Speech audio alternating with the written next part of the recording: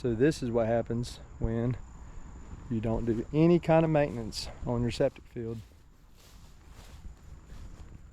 How tall those weeds are.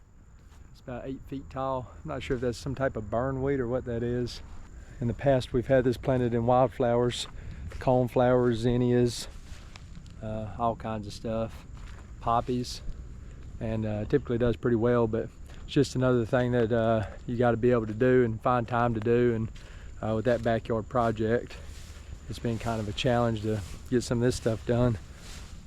One zinnia made it over the winter. They usually don't reseed themselves, but I guess that one did.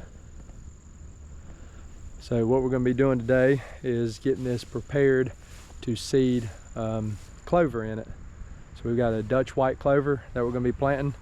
It's for the wildlife, for the bees, and for general low maintenance. And I think what the plan is to sprinkle in some of these wildflowers in the mix of it.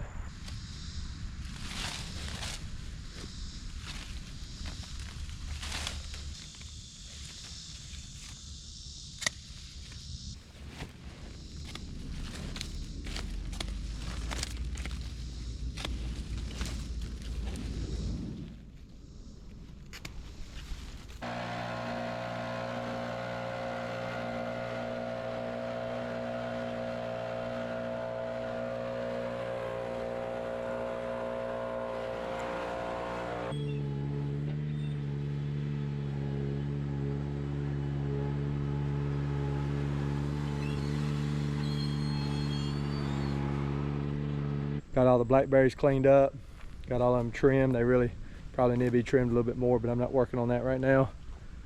And got the cotoneasters trimmed up. They're down to about 3 feet across. Those were probably every bit of 7 to 8 feet across. So I just got them trimmed up and cleaned up a little bit. So what I think I'm going to do now is just run the mower back through it on maybe about a 2-inch setting. See if I can't get the rest of this grass down just a little bit.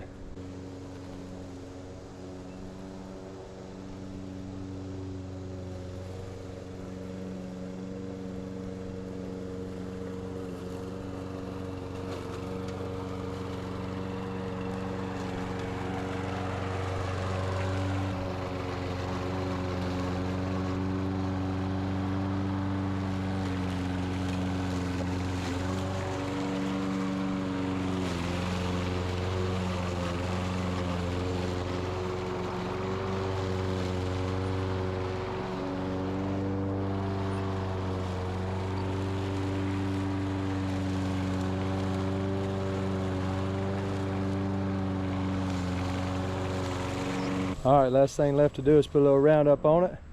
I'm running about 4 ounces a gallon of Roundup in my backpack sprayer, and I've got an MSO surfactant in there with it.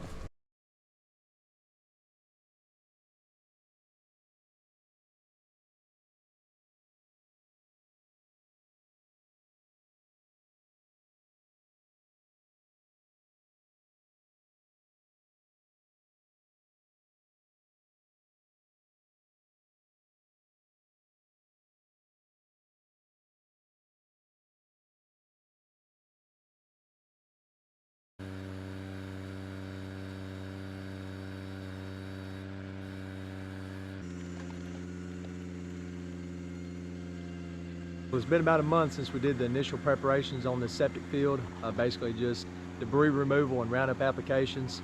And today's September 16th, 2022, so we're getting close to the time of seeding, and we're just going to take a look at where we're at and the final preparations that we're going to be doing over the next day or two. Well, here's the current state of the future clover field, and this is actually my septic leach field. And you may hear me refer to it as a wildflower field because that's what we had it in years past. And even before that, we actually had it planted in grass. One of the reasons we're converting it over to a clover field is just for a more permanent solution, the dense ground cover that clover provides, and it's also around year-round. So the wildflower field, we would sow sometime around 1st of June, and it would last until the first frost, which is usually mid-October, and then from October all the way around to the next June, it was a bare area. And then also when you're seeding it in June time frame, you're trying to compete with the crabgrass and all the other weeds that are trying to come up. So it was really hard to get that really nice standard wildflower field. And we're hoping this clover will be lower maintenance type field, but also keep a year-round constant ground cover. And then of course you also get the white flowers that clover puts off in the spring to early summertime frame as well. So the end goal here is hopefully to intersperse some wildflower seeds in between the clover and have them come up within the clover for just to give it that extra pop of color, but to use the clover as a ground cover to kind of suppress the weeds, especially the crabgrass. It just really dominates this area when it's left out in the open. You can actually see where every line is buried in the septic field, and there's high areas and low areas. So I've got at least 3 humps in the septic field that I'm gonna try to even out. So I got one hump here, and then it goes down a little valley, and then there's another hump here and it goes down a little valley, then there's another hump up towards where the dog kennel is. So what I'm gonna try to do is work it this way until I get those little valleys filled in. You may not be able to tell a difference on video, but I guarantee you when it gets done, it's gonna be just as smooth as can be and nice and even to mow. So probably work on this for at least an hour or so, going back and forth. I know a lot of that footage gets cut out, so you don't really see how much time goes into power raking such a small little area. But if you want it done perfect, it's going to take you a little bit of time. So what I'm doing here is making multiple passes over this area. I've gone front to back, left to right, up and down, just about every way you can. Now I'm going on a diagonal, and I set the power rake deep enough to where it's actually digging into the dirt. You've got to create some dirt so you can move the dirt around and drop it in the low areas, take it out of the high areas. What I've done so far is I've made all those passes back and forth. I've cut down probably 3 or 4 inches in this dirt. I've dropped them in some of the low areas that I can see or either feel when I'm power raking. I'll cut the humps down, and I'll lift the rake or whatever and drop them, the dirt in those low areas. And then by the end, when I get to this point, I'll be making one straight pass, and I'll get out and look at it and see how level it is. And then if it's good and level each direction, you know, up and down or left and right, then I'll start on that pass, and I'll start angling the power rake and start moving material based off that one pass. And then of course, if I come to a place where it's a low area, I'll just lower the power rake a little bit, dig a little bit, and drop some more dirt down in that area. That's one of the beauties of this power rake, that you can change on the fly. You don't have to get out and do any adjustments. You can adjust it right there at the seat. I don't know how people show up to power raking jobs, don't bring a bucket with them. The bucket on the back of the Ventrac is just an amazing setup. That's the way to go. If you have a Ventrac and you're into power raking, gotta have the bucket on the back. So basically what we've done so far is just gone over this area probably 8 or 10 times, different depths with the power rake setting, just trying to move dirt around, and it is as smooth as can be. I don't know if it really shows up much different on the camera or not. We've still got a little bit of hand work to do around the base of the trees, but all that's going to come from the finished grade anyway, and we'll get really close to those trees with that power rake. You just got so much control with the Ventrac. There's very little hand raking or hand work left at the very end.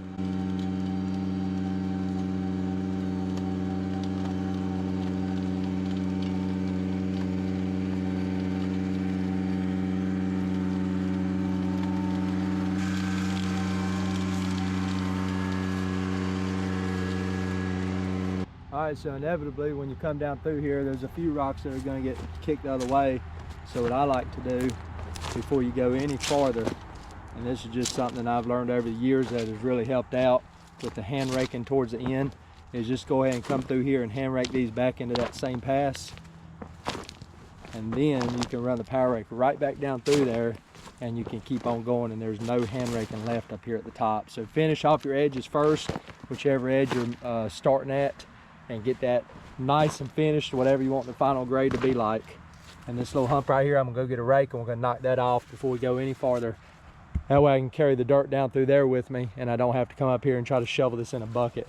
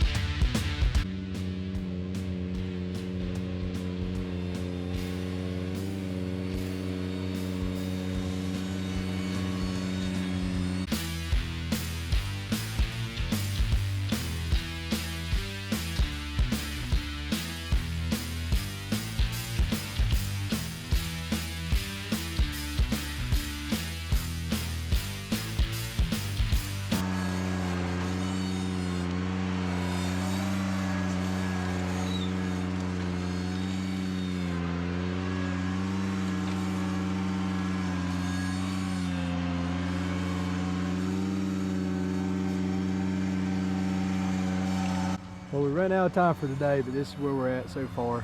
The final grade's 99% complete. We just got a few places around the edge. You can see where the rocks are in this roadway. And then you can see the very little hand raking that we're gonna have to do around this tree.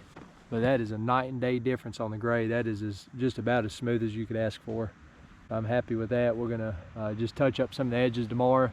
We're gonna run the aerator over it and really break up some of those areas, because what tends to happen, especially around the edges, is you're constantly working the dirt away from the edges, trying to windrow the rocks, and you inevitably bring all the loose dirt from away from the edges as well.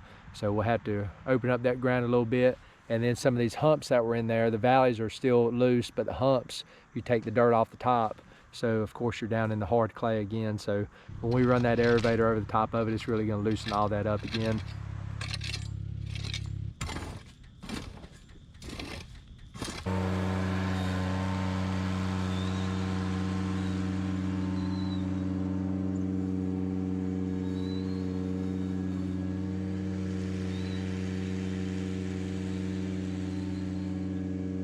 All right, well, we spent about another hour this morning power raking, and we basically just made one more pass, really light pass, starting at the top, working our way down.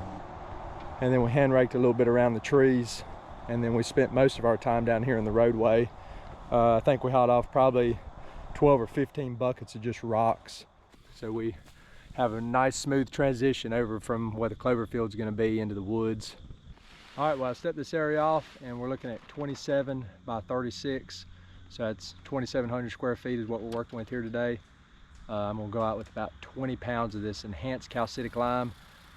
Typically don't use this lime much anymore. I just use that straight dolomitic like you buy at the big box store.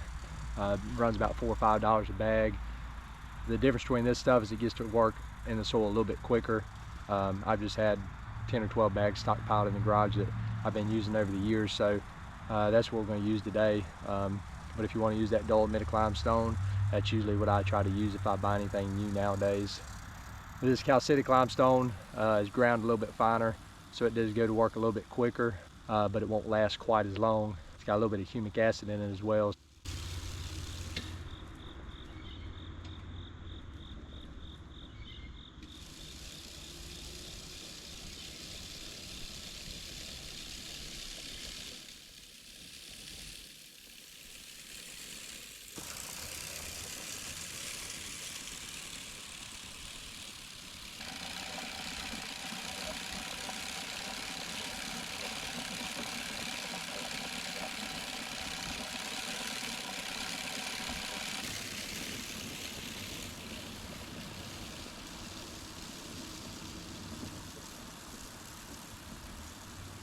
All right, next up we're going out with the fertilizer. This is gonna be a standard starter fertilizer, 18-24-12. So I've never seeded clover before, but I'm gonna treat it just like any cool season grass that I've seeded. We're gonna go out with about a pound of phosphorus per 1,000 square foot on this lawn. So even though clover is a nitrogen fixing plant, it still needs that phosphorus and potassium and the micronutrients as well. Those are crucial elements to get this seed up and going, and the nitrogen is not going to hurt either. Even though it fixes its own nitrogen, it's still going to use this nitrogen that you give it. But going forward, try to limit the nitrogen that we give it, because I would imagine that if you don't give it as much nitrogen, you won't have quite as much weed pressure. All right, I've said this countless times in my videos whenever we use this aerator, but this lawn right now is perfectly smooth, and this aerator, when you go over it, it is going to take some of that smoothness away. But in my opinion, the trade-off is well worth it, because I've seeded on a lot of steep slopes. You can go back and look at my backyard renovation project that we did, a walkout basement, had zero washing on it. So in my opinion, this is worth it because it gives the water somewhere to go and allows the water to absorb into the ground, and it doesn't just run off the smooth hard surface that you created with that power rake. So we're going to get to aerating and work this fertilizer into the ground.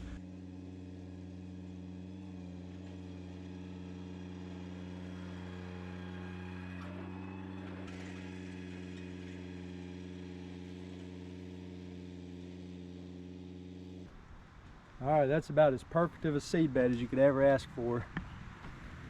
You can see all these dimples in there, and that's a little bit too deep, so I think I'm going to pull the drag mat over it first. But you can just see how loose and crushed up this dirt is.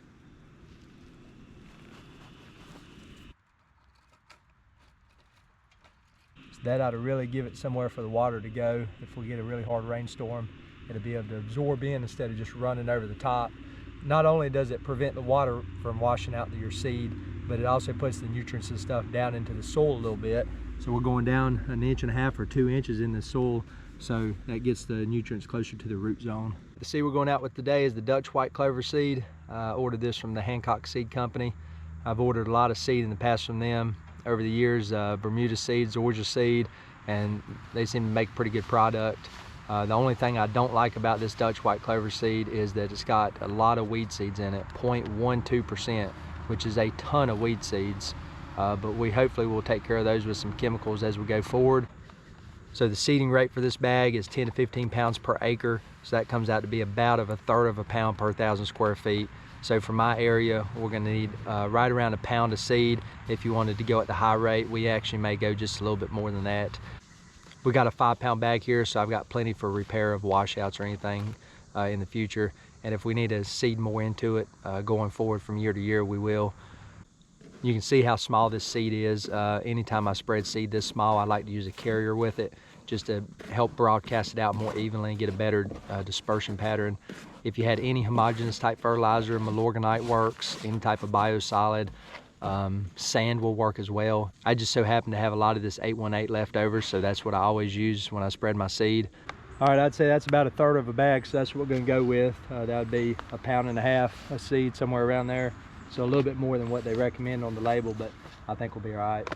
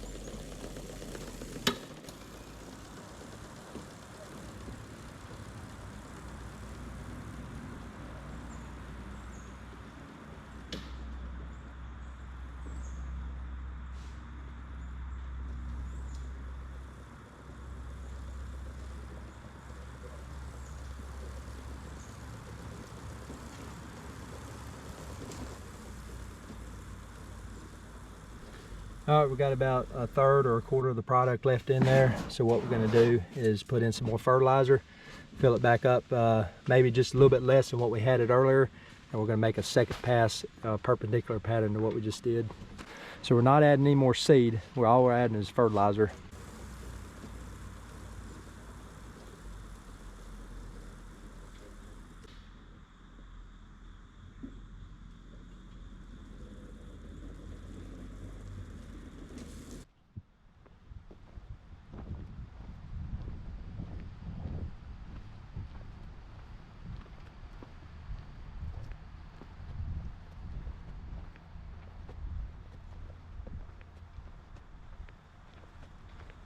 All right, so for the last step, I'm gonna pull this drag mat over it one more time, just to kind of mix that seed into the soil a little bit, hopefully bury it just a little bit.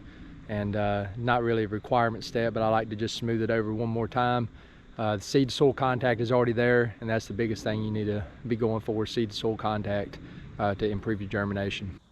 All right, well, if you've been following my channel for any length of time, you know we seeded this backyard in Zenith Zoysia grass, and it is very slow to germinate. And while we were trying to get it established, I wanted to keep my dog off of it because very high energy dog. She likes to run around in circles, and she would have absolutely destroyed it.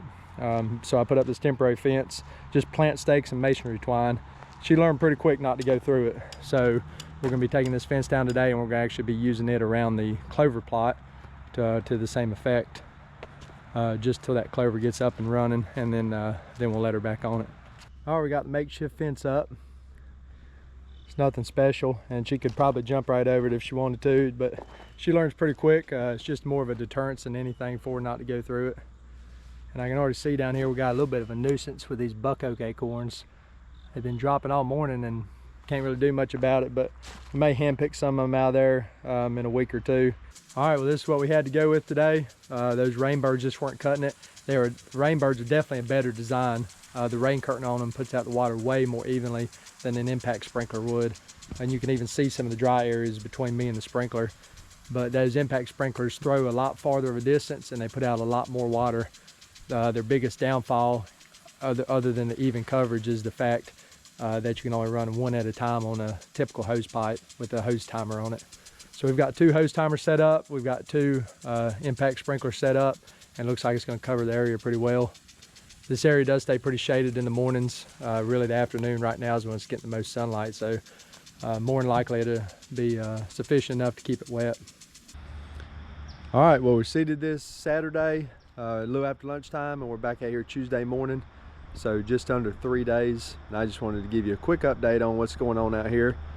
Show you my irrigation system that I got set up.